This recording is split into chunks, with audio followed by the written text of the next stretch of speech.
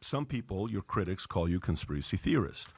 Okay, that's what they say. So, why don't we cover some of the, biggest conspiracy theories of all time, and let's see what you say about them. Okay, where you stand with them. All right. Flat Earth theory. What do you think about it? I don't know. I haven't looked at that. I've heard about it. Okay, but you think Earth is round or flat? Well, I don't know. I haven't seen it other than what's been shown to us on the television. So what do I know? So that answer is still not a certain answer. We know plenty to know that the Earth is round. But okay, fine. Well, that's what we learned in school, and that's what I accept. So you accept that the Earth is round? Why not? Sorry, sir. I don't know. You don't know that the Earth is round? That's what I've learned. That's what I've been educated. But when you learn the truth about what happened at the World Trade Center and that the government and the media have been lying about it, I don't trust anything I've learned in my history books because I've looked at some of the things that are lies in our history. It's really interesting to note that the clip I just showed you, which was from Patrick Bet-David show, people will still take this guy seriously. Not just picking on him. We have seen a resurgence of the infantile conspiracy theories related to 9/11 attacks come back in the last couple of weeks. And that's only because it's related to the release of the new information from the Epstein files. Interestingly enough, Ghislaine Maxwell was supposed to be on a secret 9/11 commission, and she wasn't, actually. I don't know what kind of connection that's supposed to be, but in terms of blackmail and Israeli espionage, well, I mean, we had that with Epstein, but we have a different scenario in terms of pre-intelligence revolving 9/11 attacks. We do have Israeli intelligence officials inside the United States between the year 2000 and 2001 from the Gerald Shea memorandum that we know of that were monitoring Islamic extremist groups here inside the United States, including monitoring all the 19 hijackers involved with the 9/11 attacks. But however, people like Richard Gage and Jason Burmis, who are still around, propagating that the hijackers aren't really what's important. What's important is that Solomon Brothers building collapsed, and collapsed from demolition. And, Richard Gage has been saying this in the last 20 years. What has it gotten? Fatter bank account. Jason Burns, what has it gotten him, really?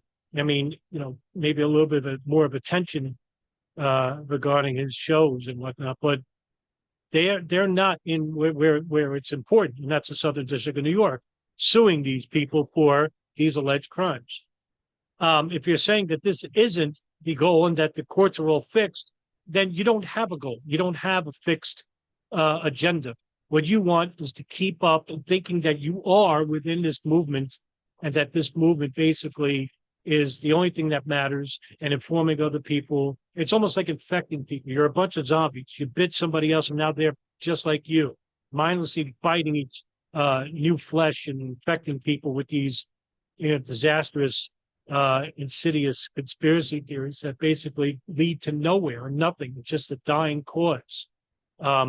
Now you have the International Center for 9/11 Justice, led by Ted Walter and Kevin Ryan, and another group of crackpots that basically think that, in their preambles, they claim that the phone calls are fake, the hijackers are alive. This shit's been around since 20 years now, and it basically has gone nowhere. None of these people go to court. None of these people have ever fight to go to court. They make these movies about court systems and whatnot.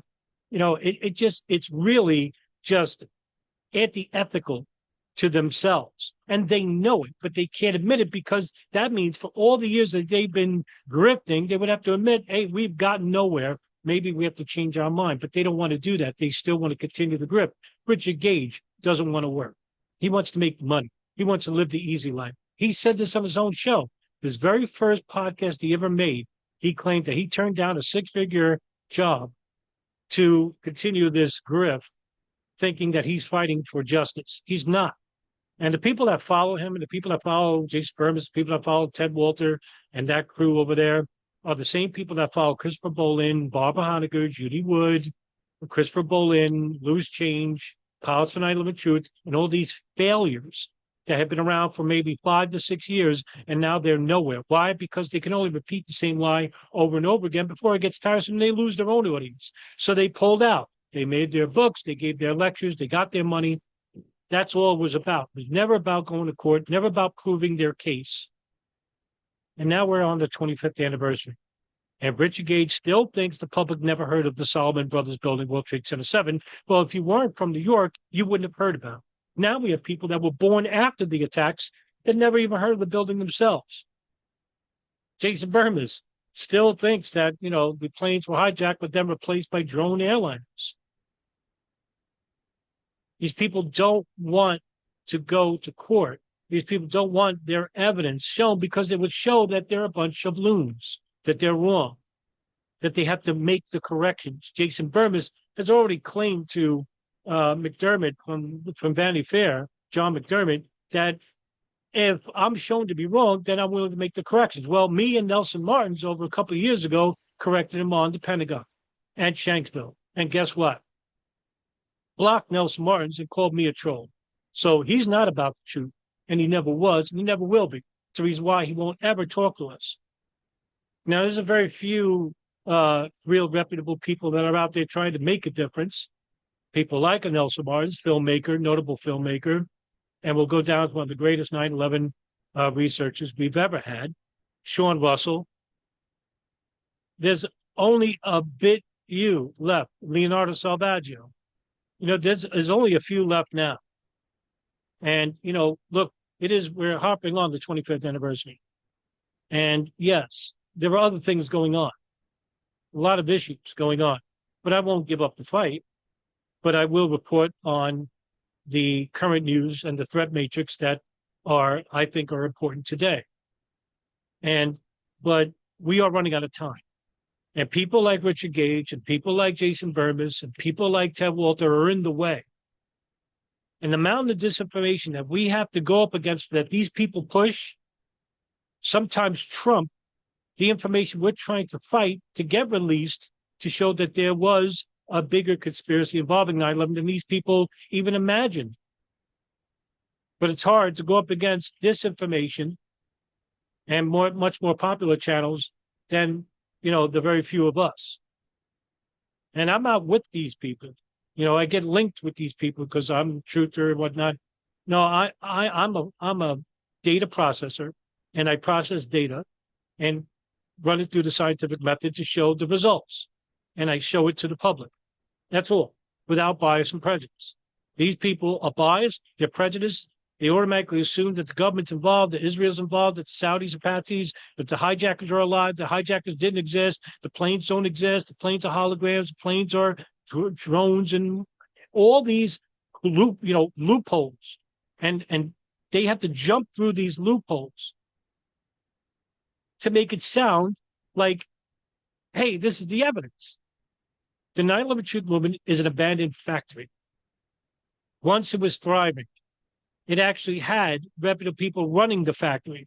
People like the Jersey Widows, John Judge, Kyle Hentz. And then later on, the whistleblowers like Thomas Drake and John Kiriakou and Mark Rossini, right? Colleen Rowell, people of this nature. And what were they, right? They were supposed to be the staple to bring forward information from and show that people like Richard Blee and Tom Wilshire and Michael Hayden and all these other people, Robert Mueller, they all were either ignorant of the facts, dismissive of the facts, or covering up the facts. And nobody was on the same page. And don't get me started with Israeli and Saudi intelligence, because none of these people, Richard Gage, Jason Burmis, none of these people has ever mentioned the jail shame memorandum. None of these people they just want to blame Israel for everything. They're just like Christopher Bolin in that matter. Where's Bolin now? Where's Roth now?